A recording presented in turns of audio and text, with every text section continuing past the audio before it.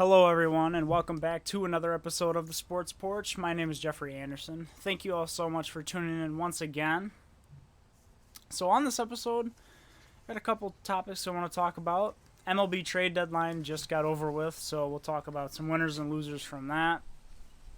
This weekend for Formula One, we had the Belgian Grand Prix at Spa, so we'll talk a little bit about that as well. BMW Championship in terms of PGA Tour Golf. We'll go over that a little bit. And then a new one that I've been kind of dying to talk about all year, really, but I felt like this is the perfect time to talk about it. You may have seen in the title. Been taken aback a little, but Call of Duty Esports. That's right. So we had the Call of Duty Championship this past weekend, wrapping up the postseason and the regular season alike of Call of Duty Esports. So into the offseason we go. So there's some spicy drama to talk about there. So we'll get into that all in due time. So without further ado, let's get right into it. This past week, the MLB Trade Deadline went and passed, and there wasn't much that happened here. Definitely not as many blockbusters that we thought would have happened, but nonetheless, there's still some interesting trades teams to talk about here. So I'm going to break it down, just give you some, in general, winners and losers of the trade deadline. So my first winner, and I think this is the overall consensus winner, no matter who you ask, the San Diego Padres. They had a very good deadline. They got Mike Clevenger from the Cleveland Indians. Really bolsters what they already have in a solid rotation. That adds a true number one star ace to this rotation. Even on top of guys like Chris Paddock and Zach Davies, they now get another guy in Mike Clevenger. The only guys they gave up for this trade are Cal Quantrill, who is a pitcher, Josh Naylor, who's an outfielder, and Austin Hedges is a catcher there, and a couple of prospects, which really, when you're asking for one of the best pitchers in the league, that is not too much to ask for, especially starting pitching, which is so valued nowadays in the MLB. They also added Trevor Rosenthal to an already great bullpen that has guys such as Kirby Yates and Drew Pomeranz. And they also added some depth at first base and catcher, adding guys such as Mitch Moreland from Boston, Austin Nola from Seattle, and Jason Castro from the Angels, which the latter two are the catchers there. And as I said before, they still have a loaded farm system. They only gave up number 5, 7, 9, and 11 in terms of the ranks in their farm system, and two other quality prospects in Jessen Rosario, and Hudson Potts. So this is a team who, at the deadline, said, look, we've done everything right up until this point.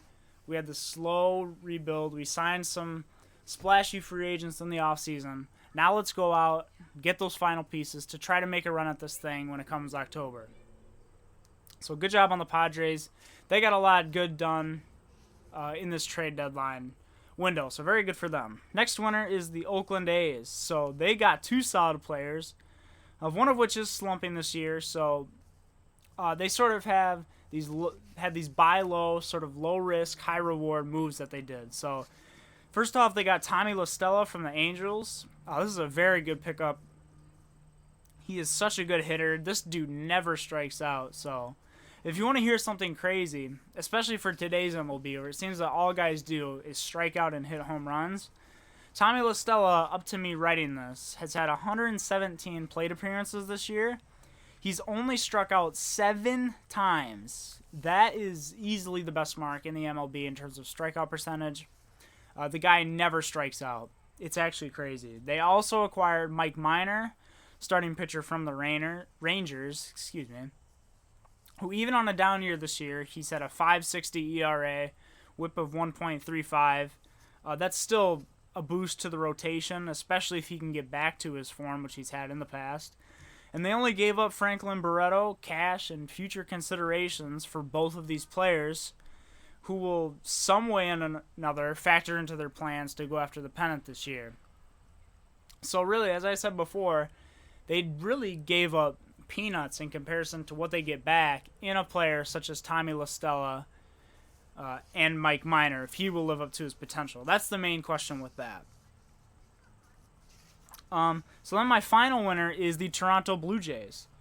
This is a team on the rise who focused on improving some key spots in their lineup. So they got a lot of starting pitching here, including Robbie Ray from the Diamondbacks. They also got Taijuan Walker from the Mariners, and also taking a super deep rotation in the Dodgers, taking Ross Stripling away from them, who really just need to stay healthy for the Blue Jays, as they've sort of been hit with the injury bug in this spot. They also got Jonathan Villar from the Marlins. He's got a slash line of 272, 328, and 360 so far this year. Having a pretty solid go of it. Really gives them a great switch hitting utility player. Can play most of the infield and some outfield as well. And they did this by basically only giving up cash and some players to be named later who are most likely some prospects. But like the Oakland A's, I think that this is a pretty buy low, low risk, sort of high reward moves that they have going on for them. And this is solid. So they're adding on to what is already a solid young core and very good for the Blue Jays. They remind me a lot of the Padres right now, or from a couple years ago with the Padres, how they were just loading up on their farm system, and it seems like now they're sort of starting to click everything into place. Sorry, big truck going by. And with the exception that they also haven't made any sort of splash signings in the offseason. Besides Hyun-Jin Ryu, I would consider their only splash signing in the offseason. But even then, I think that anytime you sign a starting pitcher, it's more of like less of a flashy move, if you will. Once you start signing position players to big money like Eric Hosmer and Manny Machado, those types of moves, that to me is considered like a splash move. So good move for the Blue Jays. It seems like they're really heading in the right direction organization-wise.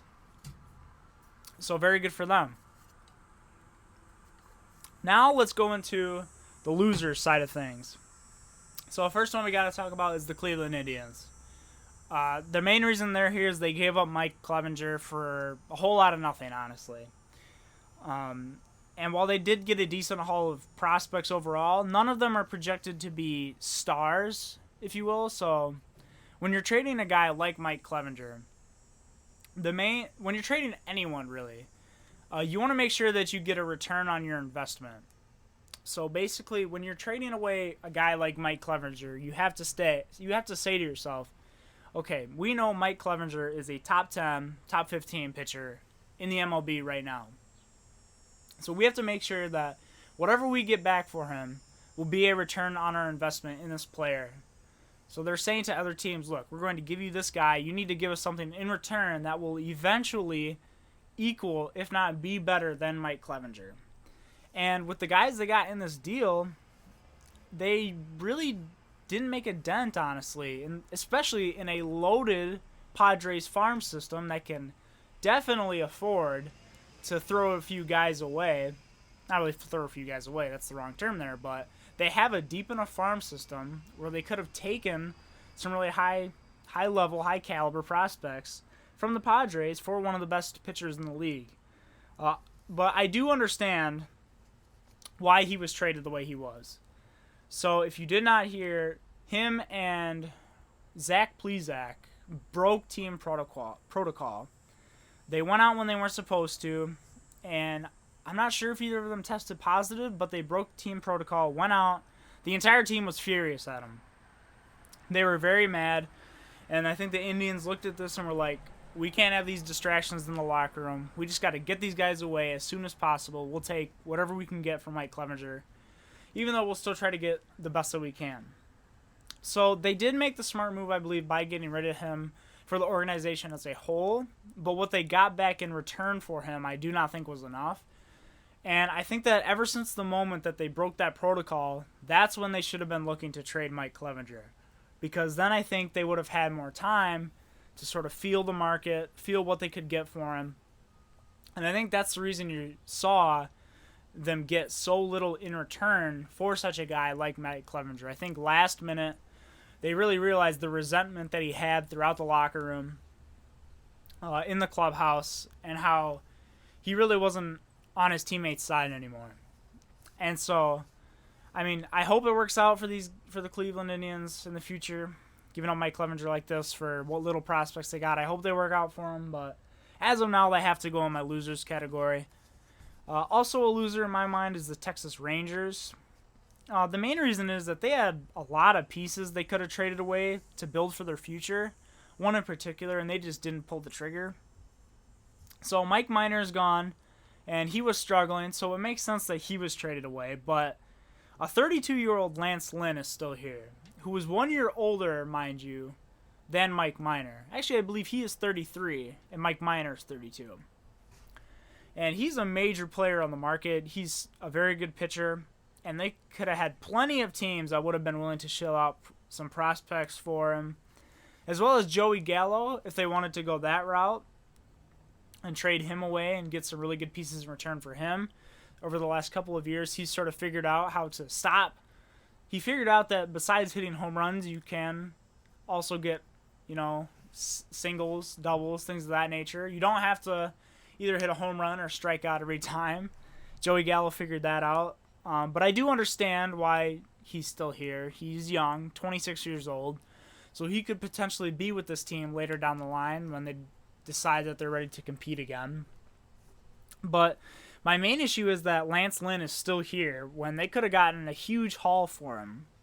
Especially when he's older than Minor, and they still justified trading Mike Minor away when he was regressing. When he has had not such a hot year. They traded him low. Lance Lynn is still putting up good numbers, so I don't understand why you wouldn't, try to trade him away. Then your team gets to tank a little more, which, for the record, they're 13-24 so far this year, something like that. So they're not exactly competing for their division. So I think it only benefits you to get rid of Lance Lynn now when he's doing so well and sort of wasting innings at the Texas Rangers. So they have to go in the next loser spot. Now, my last loser hits home with me, as you could tell from the shirt. Very cool shirt, by the way. Got it at a game. Anyway, Milwaukee Brewers. So this season has sort of been, I guess what you would call a loss for the Milwaukee Brewers. They had this really big overhaul, got rid of Yasmani Grandal and Mike Moustakas, and they brought in a bunch of new players, basically had a big facelift. And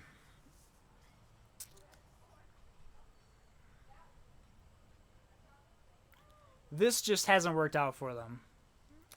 They've got offensively the second worst average at 214, and they've got the fifth worst OPS at 683. They're just doing terribly on offense this year. And even with them doing very bad on offense, they're still 17-19, and very much so in the playoff race with this expanded playoff spots this year, as 8 teams will now get in from the AL and the NL. So who did they go and get during the deadline to, get some better bats? As you can see, the numbers speak for themselves. They're doing very poorly on offense. And trust me, watching a Brewers game, very hard to do nowadays, at least on the offensive side, because it seems like we get shut out by everyone nowadays. So here's what I think they could have done. They could have gone after someone from the Tigers who would be a cheap rental, such as bringing in Jonathan Scope again, who's had a good year. CJ Cron, La Tortuga's also had a very good year for them. Maybe go after Starling Marte, get a little more competition in the outfield side of things. He's been very solid on the bat this year.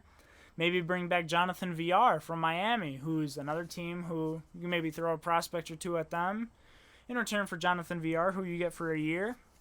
So did they do anything like this? Nope. Nothing like this of any sort of nature.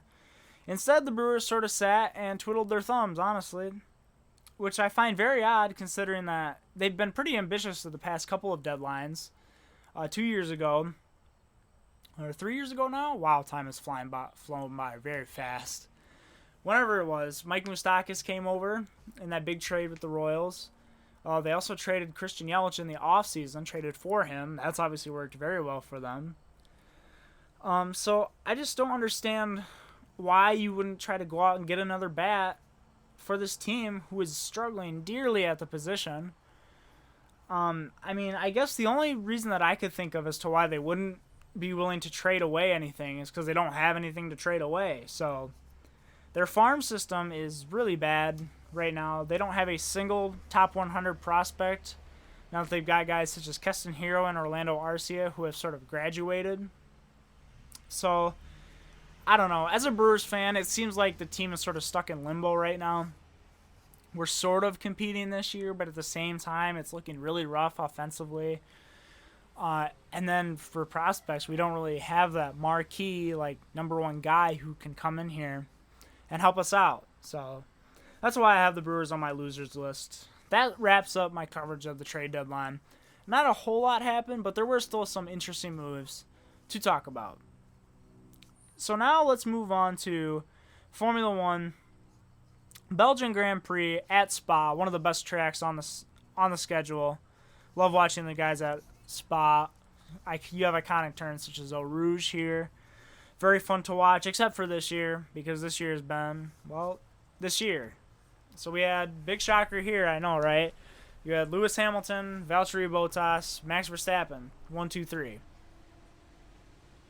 Very surprising indeed, am I right? And then after this, though, it did get very interesting, this weekend at least. We had Renault go 4th and 5th with Daniel Ricciardo and Esteban Ocon, which really was sort of a wake-up call for me for Renault. It really boosts their potential to finish best of the rest this year, which is 3 and out. It usually would be 4th and out, but Ferrari has really crapped themselves this year. And they're only 2 points behind Ferrari right now, and only 9 behind McLaren, who are currently sitting at the top of the best of the rest. And speaking of McLaren, they had a pretty disappointing result this race, although Lando Norris did finish 7th after qualifying 10th. Carlos Sainz did not even start this race after having a power unit problem. Leaves them really vulnerable now at the best of the rest spot. They're only 2 spots ahead of Racing Point. So this should be a very interesting midfield race. Speaking of Racing Point, they finished 9 and 10 respectively with Sergio Perez and Lance Stroll. Pretty disappointing result for what has been a good season for them so far. And then sandwiched in between the Racing Points and Lando Norris, we had Pierre Gasly, who put on another amazing race for AlphaTauri, finishing 8th after qualifying 12th, rising 4 spots. Very good race for him. And then we go way down in the standings for this race, and we get at number 13 and 14, none other than the Scarlet Red. We have Ferrari, Charles Leclerc, and Sebastian Vettel. Once again, such a disappointing race for Ferrari. This is where these two qualified as well, at 13 and 14, and they just couldn't make any moves throughout this entire race. Really disappointing to watch this Ferrari team crumble this year. Really hope they get it together next year. So, hopefully, I don't know what they can do, honestly. Just wait for next year, basically. So, this race leaves us with a very exciting midfield now. There are a lot of midfield teams who really dropped the ball during this race. McLaren, Racing Point, Ferrari, although that's normal for them at this point, all had really bad weekends, and Renault really sort of threw their hat into the fold with this race, finishing 4 and 5. So they had a really good weekend, as previously mentioned, and it seems that they found their groove in this race. But the main question for them going forward is, can they keep this level of consistency up to become the best of the rest? The main issue with Renault over the years, especially this year and last year, has been their consistency. They've had real problems with not finishing well in races because their engineering especially has been very inconsistent from weekend to weekend. I think Daniel Ricciardo is a fine driver, and I think he'll get you results like he did this week, every week if you give him the proper tools. I think Esteban Ocon proved himself this week as well to be a very respectable driver.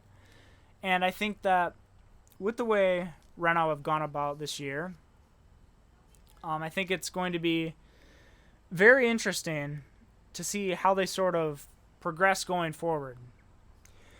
So if they want a shot at being the best of the rest, they've got to keep up this level of consistency. They need to put in a good result next week at Monza and show that they're here to stay in the best of the rest. And it's going to be very interesting this weekend for sure at Monza, at a very flat-out circuit. This is NASCAR-esque track, if you will. So Going to be a lot of power, really show which teams have a nice engine in their car, who's really flat out doing well in that department, in the speed and downforce department. So as I previously said, the race at the top has been decided basically since the season started, right? We've got Mercedes, Red Bull at the top, Hamilton, Bottas, Verstappen, Hamilton, Verstappen, Bottas, whatever order you want to put those guys in. That's sort of decided every race. But the real excitement lies in the F1 season is in this midfield. It's been very close all year, and hopefully we'll see a down-the-wire finish from these constructors. So now, let's go ahead and move on to some golf. This last weekend, we had the BMW Championship at Olympia Fields North Course. And man, this course was rough for these golfers, and I loved every single second of it. At TPC, golfers were easily getting to the 15 under and better during the course of a weekend, which is just way too easy in my opinion. You also have the RBC Heritage. Earlier in the year, you had golfers getting at 17 under, 18 under. I think there were some who got to 20 under in that course potentially, but way too easy for the golfers this year. So this course gives us a sort of showing of who's actually on top, who comes to play, who's prepared, who is not going to take a handout and still do very well. That's what this course does to people. So just for reference, the course record here over a weekend is 7 under. That's the best anyone has ever shot here. And most golfers who play somewhat well at any given weekend can get to 7 under on any other given course, right? That's like top 20, top 15 on another course. Here it's the course record. So this is the toughest course that the golfers will play on the schedule this year, and it lived up to the hype. There were 5 golfers who finished under par for this weekend, and 2 more that finished even. Jon Rahm and Dustin Johnson went into the playoff tied at 4 under for first place. When's the last time you've seen a number like that on a modern-day course, especially after a full weekend of golf? You simply don't see stuff like this anymore. So after having a rough start to the weekend, Jon Rahm shot a 75 and a 71 first and second round. He came roaring back on moving day and Sunday, and he would have won in regulation if it wasn't for a penalty he received when he accidentally picked up his ball on the green without marking it. So he finished out the weekend shooting a 66 and a 64 respectively. Do not worry, we will get to those putts shortly. So he also would have won if it weren't for an insane Dustin Johnson 43-foot putt on the 18th to birdie it and force a playoff. Dustin continued his reign of terror on the tour, shot a 71, pair of 69s, and a 67 to finish out, proving that his recent reign as the number 1 golfer in the world is well deserved.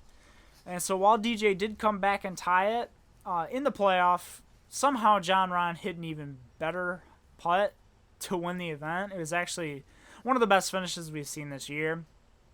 So they go to playoffs, they go back to the 18th, and Jon Rahm hits a 66-foot putt to win the event.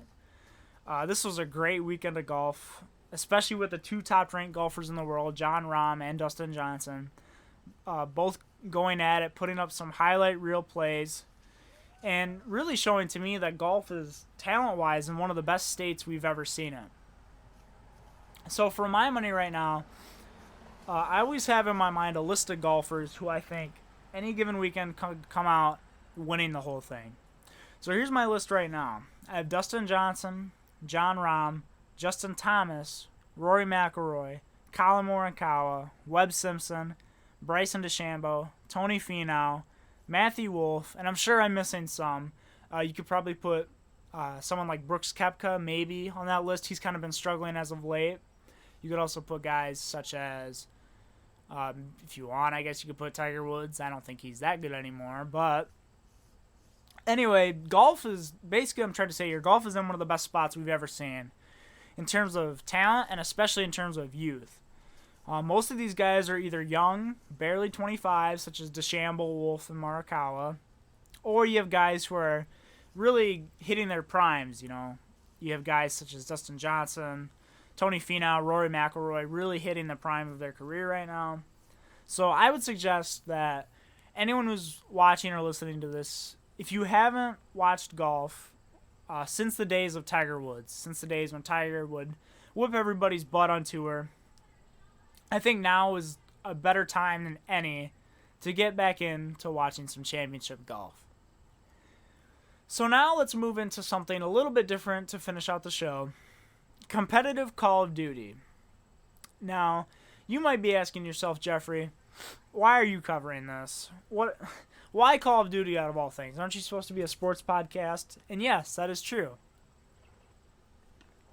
I am a sports podcast. But to be honest with you, I like Call of Duty. I've been playing the game for years. I've been following the esports scene for years, and considering it's the biggest event of the year, which is Call of Duty Champs, COD Champs, I wanted to cover it. And I think that nowadays you're seeing esports and sports sort of not merge together fully, but sort of bridging the gap between sort of must-watch TV. I think another one that's very good to watch is Counter-Strike Global Offensive, CSGO, better known as. I know they just had ESL 1 Cologne. I'm sort of on and off with Counter-Strike. I have spurts of it where I will follow it. But besides Counter-Strike, Call of Duty's always been my favorite esport, mainly because I play it. And as a console player, it's relatable to see something like Call of Duty still be on console, whereas everything else is basically on PC now. So anyway, I want to get into a little more esports coverage, mainly this and Counter-Strike. So if you guys want to see or hear more of this, just let me know. Let me know if you're cool with me covering this stuff. And anyway, let's go ahead and get into it. So Dallas Empire won COD Champs this past weekend in the inaugural franchise season of competitive Call of Duty. So in years past, the esport has been very similar to something like Counter-Strike, where you just have organizations come and go as they please. They sort of pick up players and basically compete with no real cost except for, player salaries, joining the events, there's fees for that. But no direct payment for entry at all. There's no entry barrier is what I'm saying. Anyone can join like the pro circuit and sort of vie for their shot to be on the pro circuit. But this past year, everything changed. So before the Optic Gaming, the E-Uniteds, FaZe, Envy, 100 Thieves, they're all gone now. Not all of them, but most of them are gone now. So the league became franchised, meaning teams had to pay for a spot in said league before it even started. Some of these went up to $25 million just for a spot to compete in the league. And now the teams are city-based. So you got teams such as the aforementioned Dallas Empire. You've also got the Atlanta FaZe. Chicago Huntsmen now are a very popular team. The only two teams that are sort of still here in spirit are the LA Optic and the Atlanta FaZe, although Optic isn't really Optic anymore. If you follow that at all, you'll know what I'm talking about. Maybe I should make a story about that. So overall on the year, the CDL, which is the name of it, the Call of Duty League, formerly known as the CWL, or the Call of Duty World League, has, in my books, been somewhat of a failure. And I'm about to get ranty here, just a warning. But this is in large part due to the scene not having the same sort of advancements of other FPS esports, such as Counter-Strike or even Rainbow Six for that matter. So there's no pause feature during games. There's no replaying, resetting a game spot if a player leaves or disconnects. You'll see in Counter-Strike, someone leaves, you just wait a couple minutes for them to rejoin, everything gets reset, they know exactly where they're at, all good there. Can't do that there. But for me, the worst offender this year was the developer, Infinity Ward, and just the game as a whole. So, for those who don't follow Call of Duty very well, the game is on a 2-year, used to be 3-year cycle with Sledgehammer Games, no longer this next coming year. And it's Infinity Ward and Treyarch, who are the two studios who developed the game. And this game had a lot of technical issues compared to the past. So you had public matches were basically unplayable, for me at least. So they had an issue where when you respawn, there was a second delay where the camera would sit above the map and then just sort of zoom in on your character. It was designed, put in the game by the developers to do this. It's sort of a cinematic thing, I guess.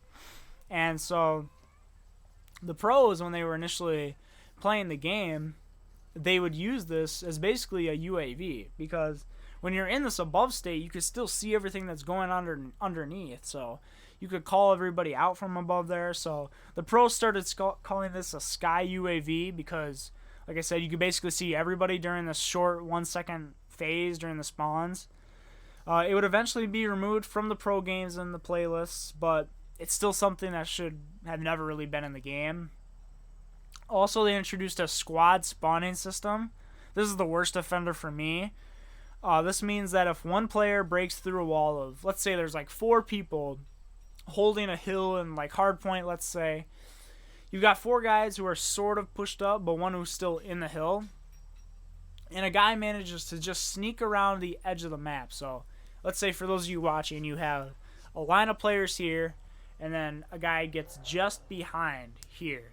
So normally in most Call of Duties, you have, if people die, it depends on where your team is at. Like, you can actually influence the spawns, it seems. But now, since it's a squad spawning system, this one guy back here, if his teammates are in front of this wall of 4 holding the hardpoint and they die, they respawn on him. It is such a messed up system. It's so bad. It's easily the worst spawn system I've ever seen in a Call of Duty game, and I hope to never see this again in the Call of Duty series. You also had players abusing the movement, which is kind of typical every year, but this year they had tactical sprint, which they introduced, which is like the next level of sprinting. So you had like a regular sprint in past Call of Duties, then like a super sprint, if you will. And they introduced something later in the year called automatic tactical sprint, which means that just pushing the sprint button automatically would make you sprint and do the super sprint. And the pros were basically abusing this, and they sort of gentleman's agreemented this side of the game. You'll find in Call of Duty they have a lot of gentleman's agreements as well. So I could go on and on about this game, all the issues it has, but the point is that because the base multiplayer experience was so bad and so messed up, this led to a shell of what the game actually plays like when all of these settings are applied. So this really, to me, sort of alienates the average player from feeling like they're playing the same game as the pros. So anyway, mini rant sort of over. Dallas won the championship this weekend against Atlanta FaZe, 2 of the teams that have been the best this year. Rosters of the 2 teams were somewhat the same, but with 2 major differences involved. So the Dallas Empire have 2 vets on their team who are considered some of the greatest Call of Duty players of all time. You have Clayster, and you also have Crimsix, who is considered by many the best Call of Duty player of all time now. And surrounding them are 3 young guys with a lot of potential. You've got Hook, who has been in the league before. He's a very bright young star. You also have Shotzi, who comes over from Halo, and Illy, who I've actually played against once or twice in some public matches. He's pretty good as well. However, on the FaZe side of things, everyone on the roster is young. They just purely stacked up on talent. So this left them with potentially the best duo in Call of Duty right now in Simp and Abizi, who were teamed up last year on E-United. Simp's probably the best player right now out of anyone in Call of Duty, along with Priesta, Celium, and Major Maniac. Some more young guys who have very high upside, very good players. So these 2 playstyles, you have a team with veterans on the assault rifles and young guys on the SMGs and the flex guns, and then a team of just young guys playing the roles. And Dallas proved to be the better team with the help of the veterans, mainly Clayster and Crimsix, taking the final series, which is now played as a best-of-9 games instead of best-of-5s. So in the past, you would see at the finals in the tournament, so you have a winners and losers bracket. The losers would have to play a best-of-5, and if they win that best-of-5, they have to win another best-of-5 to win the series. so it gives the winners an advantage there. This year, it just goes to a best of 9, so first to 5 wins in a series. And Dallas won 5-1 in dominating fashion. Crimsix took home the MVP, further cementing his status as, to me, the best player of all time. And one of the best to ever touch the sticks, really, in terms of Call of Duty. His final goal is to get as many major championships, or beat the record of major championships on console as Ogre 2, who is this legendary Halo player. And I'm really hoping Crimsix can get there because he's really fun to watch. So anyway, the season comes to an end. And it wasn't shortly after that Activision and the Call of Duty League make this huge announcement regarding competitive COD next year. COD is going back to 4v4. So the fan inside of me says that this is the right thing to do. 4v4 Call of Duty just feels better, feels right. 2 years ago for the Black Ops 4 season, competitive Call of Duty changed from a 4v4 format to 5v5 to get more players involved, and in my opinion, to try bridging the gap between the competitive and the public players a little more. So they had like Domination now, Search and Destroy, game modes of this nature were now all 5v5 in the public playlist, so then they're also 5v5 in the ranked playlist as well. So this carried over into Modern Warfare, which is the first year that franchising was introduced, meaning that now the players have the spots to have an actual secure job with benefits, insurance, things of these nature, just from playing Call of Duty. Now, you are taking one of those spots away from every single roster. So now, that 5th player who might have not have made a roster before, now isn't making a roster at all, because now you've literally taken the opportunity away from them. So we saw this with Dallas Empire. They just released Clayster, who had just won COD Champs, not even a week ago. So he's now a restricted free agent. And I'm sure that he'll get signed to be somewhere. But still, this is where the person in me says that Activision really should be embarrassed by the mess that they've really caused with this.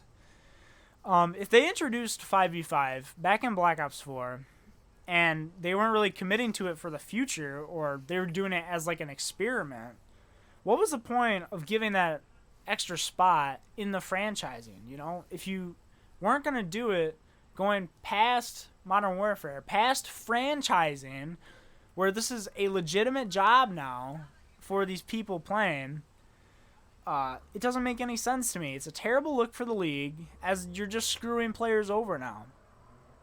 So in my mind, the only way that you're going to make this better is to introduce more expansion teams.